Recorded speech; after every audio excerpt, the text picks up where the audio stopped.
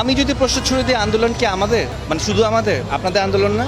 আপনারা তো গণকর্মী, আপনারা তো এই দেশের গণকর্মী, রাইট? এই আন্দোলন কি শুধু আমাদের?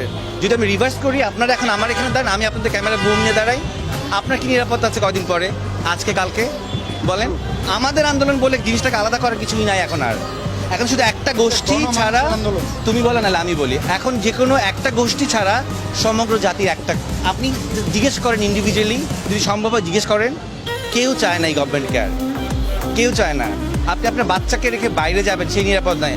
আপনি এই ঢাকা শহরে খেলার মাঠ নেই, বাচ্চারা ছাদে যেতে পারতেছে না, কেন পারতেছে না? হেলিকপ্টার দিয়ে গুলি করা হয়েছে। মিথ্যাইটা কয়টা সত্যকে আপনারা আড়াল করবেন? আপনারা চেয়ারে বসে বসে বলতেছেন ওরা ড্রাগস, ওদেরকে ড্রাগস দেওয়া হয়েছিল, এই জন্য ওদের কোনো সেন্স ছিল না। তো ড্রাগস নিলে আপনি মেরে ফেলতে পারেন? কোন রাষ্ট্রের আইনে আছে একজন ড্রাগ অ্যাডিক্টে গুলি করে মারা যায়? আমি ড্রাগস নিয়েছি, এটা দায়বদ্ধতা আমার ফ্যামিলি, আমার প্যারেন্টসের। আমি ড্রাগস নিয়ে যদি সমাজে কোনো ক্ষতি না করি, আপনি আমাকে মারতে পারেন না? পারেন? বাংলাদেশে তো অনেকেই গোপনে গোপনে ড্রাগস নেয়, ধরে ধরে মেরে ফেলেন। এগুলো স্থূল কথা বলা বন্ধ করেন। আপনাদের নির্লজ্জ লাগা, আপনারা নির্লজ্জ। আপনাদেরকে আসলে কোন কথা বললে আপনাদের লজ্জা হবে আমি জানি না। পুরো জাতি আপনাদেরকে এত কথা বলতেছে, ফেসবুক বন্ধ করেছেন, ইন্টারনেট বন্ধ করেছেন, কতদিন বন্ধ থাকবেন?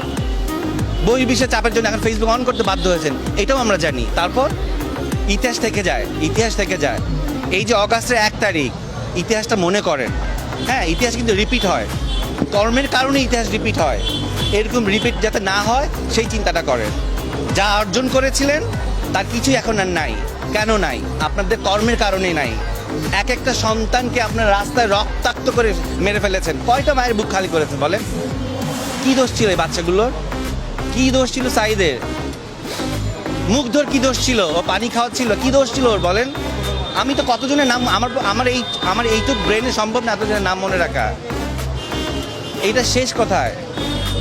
আর মায়া কান্না, আমরা যেই সেক্টরে কাজ করি, আমরা ক্যামেরার সামনে কাজ করি, কোনটা সত্যিকারের কান্না? আমরা মিথ্যাকে সত্যি বলেই অ্যাক্টিং করি, রাইট? আমরা বুঝি কোনটা অ্যাক্টিং, জনগণ এখন বুঝে। এই জেনারেশনকে অনেক গালিগালাজ করেছেন না? এরা কিছুই পারে না, এরা মাদকাসক্ত, এরা সারাদিন অনলাইনে থাকে, কি দেখিয়ে দিয়েছে। তো লজ্জা লাগা উচিত। আমার এখন দুঃখ লাগে, যদি আমি এই জেনারেশনে জন্মাতাম তাহলে আর অনেক কিছু করতে পারতাম, কিন্তু আমি এই জেনারেশনের অনেক আগে জন্মিয়েছি।